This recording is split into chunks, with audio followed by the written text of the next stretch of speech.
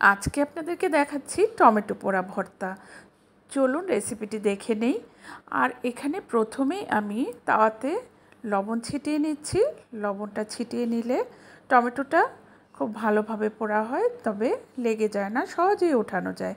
তো টমেটোর বোটার সাইডটা আমি নিচের দিকে দিয়ে নিচ্ছি, যাতে বোটা থেকে ভালোভাবে শক্ত ভাবটা চলে যায় এবং খুব ভালোভাবে টমেটোটা পুড়তে পারে। এখন আমি টমেটোটাকে 10 মিনিট পর উল্টে দিচ্ছি।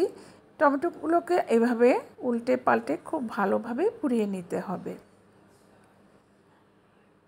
বারবার এভাবে উল্টানোর পরে আমি এটাকে একবার একটু সাইড ফিরিয়ে পুড়িয়ে নিব।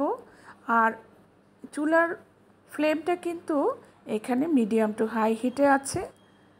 এরই মাঝে আমি মরিচগুলো পুড়িয়ে নিচ্ছি। ভর্তার জন্য আমাদের যা যা লাগবে সেগুলো আমি এর ফাঁকে রেডি করে ফেলবো।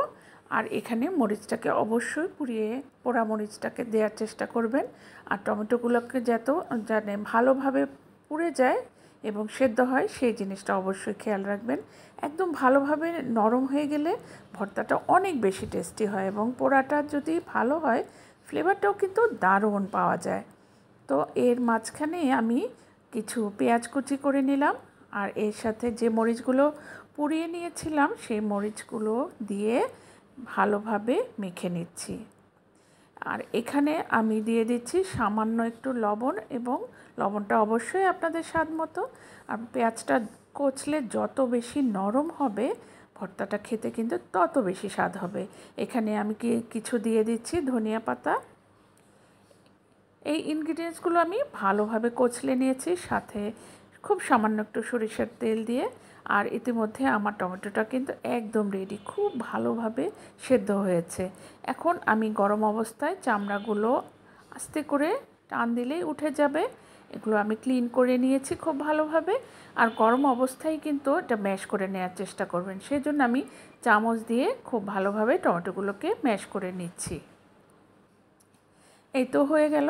এখন যেহেতু এটা ঠান্ডা হয়ে গেছে, তো আমি এখন পেঁয়াজ মরিচগুলো যেটা মেখে রেখেছিলাম সেটা ভর্তার সাথে দিয়ে দিচ্ছি। এবং এখন কিন্তু হাত দিতেই হবে, ভর্তা মানে হাত লাগিয়ে কচলে বানাবো, তবেই না ভর্তার আসল স্বাদ।